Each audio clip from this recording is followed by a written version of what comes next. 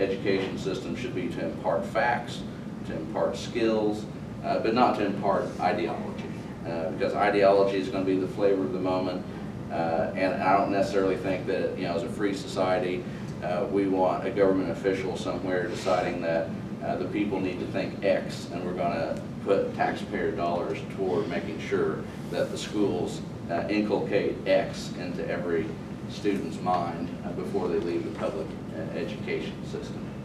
Now, I do think that there is a place for religious-based learning or for the Bible in the classroom, and that's in the context of history.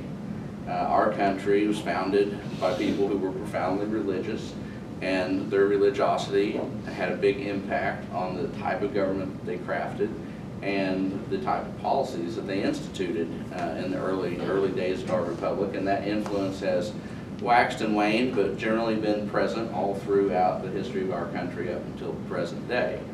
And I think there are certain concepts in a free society, there are certain concepts in the American version of republicanism, small r republicanism, and liberty that can only be fully understood if you also understand the religious viewpoint that the people who crafted these policies and institutions were coming from when they made those decisions.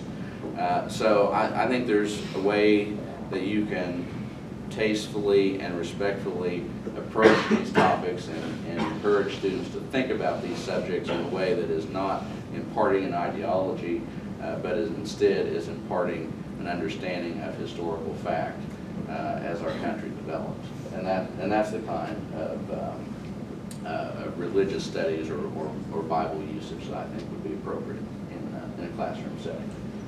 And I've lost track of who had their hand up first. Let's over here. This gentleman in the back. Okay. Yes. So, have you ever thought about making policies to lower land tax for small farms, like, or helping that? Because, like, I know where I live, there's a lot of smaller farms. Mm-hmm. They're going out of business because you got this industrial grade farms, doing that, like dairy farmer across the street from me. He's been doing it his whole life, so the past 5 years, he got put out of business because he can't keep up with the big farms. Certainly I think property taxes are an issue for small farm owners. They're an issue for people who are retired and they no longer have a maybe have a ready revenue stream. But yeah, they're still paying these heightened property taxes. And there's been a conversation about property tax law in the state for some time. The problem is there's two problems to fixing this problem that have stymied any kind of solution up until this point. One of them is political, because a lot of your local school districts get a lot of money from property taxes, and so they don't want to give that up. In many cases, they can't. They don't have any way to replace those dollars. The state doesn't have any way to replace those dollars. And then the second problem is sort of like quasi-legal problem with the way that the Hancock Amendment has been interpreted by the courts, is one that prevents any kind of unfunded mandate on the localities by the state.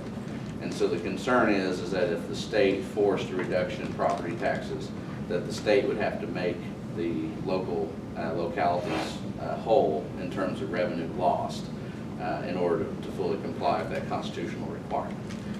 Now, I'm not convinced of that legal argument, but it is a concern that exists in the minds of some people, and I think those two things combined have made it very difficult to address that issue. But it's an issue that I think should be addressed, and it's an issue that has been worked on for several years now, just not to any kind of satisfactory conclusion. But there's definitely a large group of us that think that property taxes, the way that they're collected, have harm on individual people who are just trying to enjoy their property and retire, and it's having a deleterious effect on our business community as well, especially small farmers.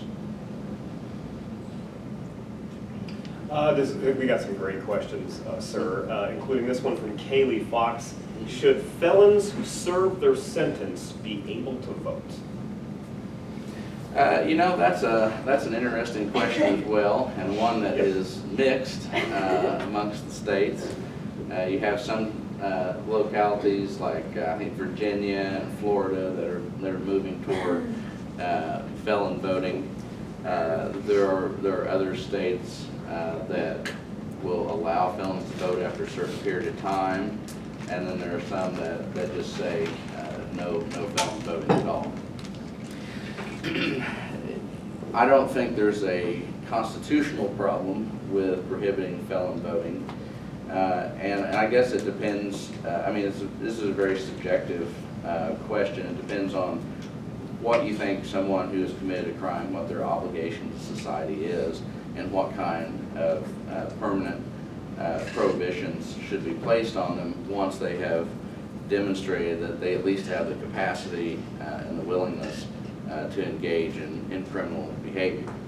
And do we have any distinction between the types of criminal behavior that people engage in? Is it a minor crime? Is it a felony? Is it a felony involving a crime against a person? Is it a financial felony? Like there are all these different factors to take into consideration when you make that kind of judgment.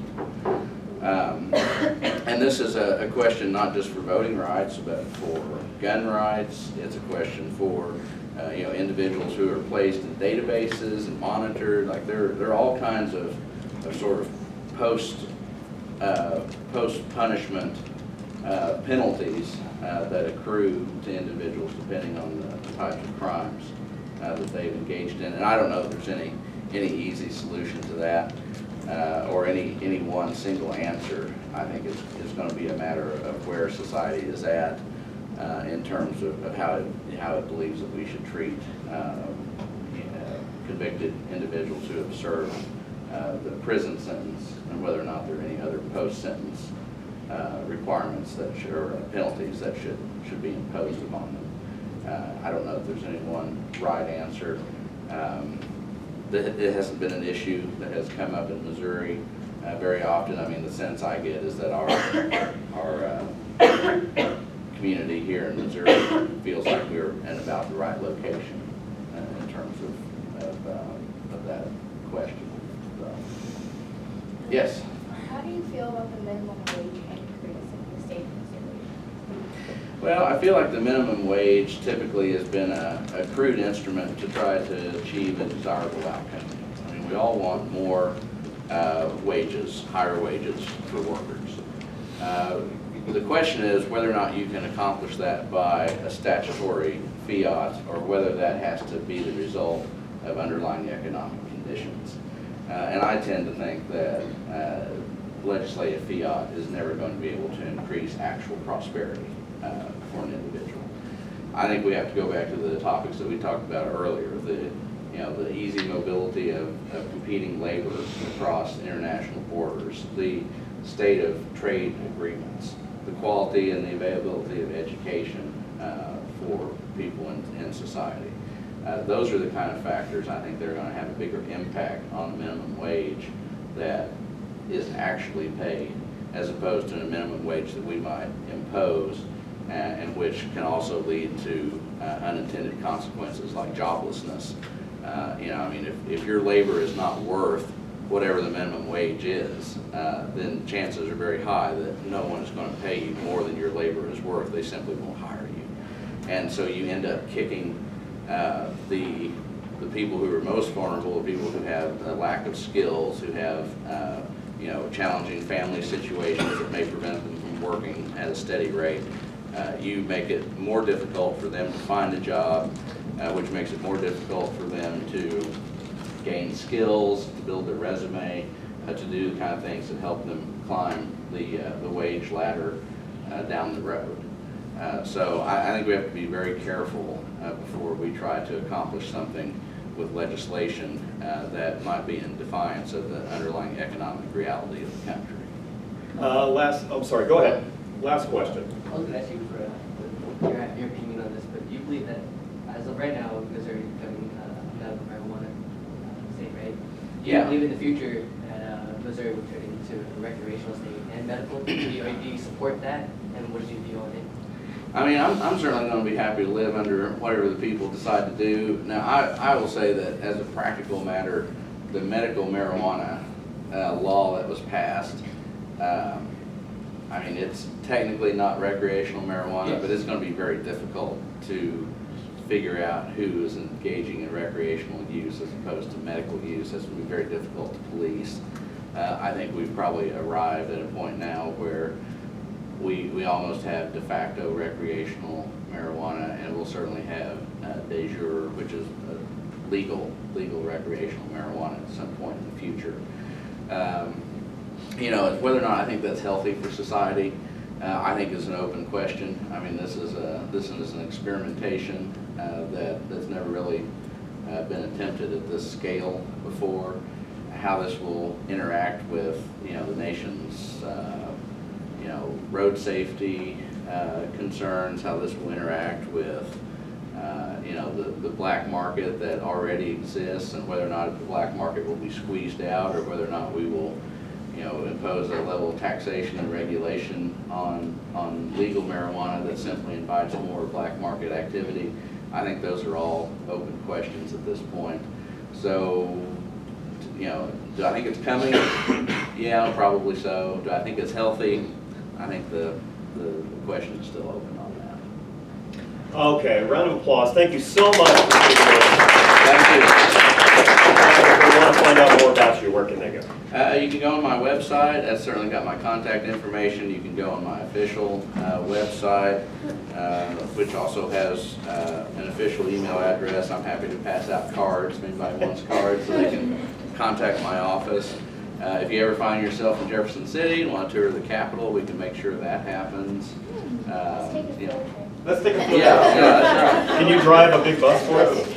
You know, I don't know if you want me driving a Come on large up. bus. I mean, I'll be happy to help out with the bus. We'll put Maria behind the wheel. Yes. Oh, please. I don't know if I can pedal though. Who has their limousine license? That's the question. All right, So- thank you so much, Yeah, sir. And if you want to leave absolutely. any of your cards, then absolutely, that's no problem at Yeah. all. We'd love to have them. Yeah, I'll leave a few here. Okay, folks, and as Curtis wraps up here, let's go ahead and pick up.